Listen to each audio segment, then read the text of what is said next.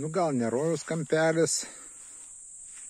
gal ne rojaus kampelis, bet panašus į rojaus kampelį.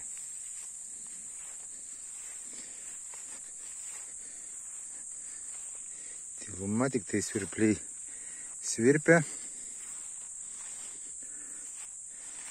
Aplink kol kas nėra negyvos dvasios, tikriausiai ir nebus. Dviratis atsistoja vat į vietą. Čia ežeras, kurio vardas bevardis.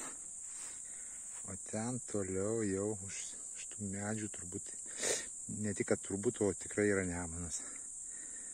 Čia yra jau sakant iš anos pusės, iš Šakių rajono jau. Būtų prie Nemuno, jeigu taip jau būčiau patekęs prie pat. Tai vat, smagus geras vakaras. Tik uodai puola, bet gerai, kad apsipuoškiau. Всё.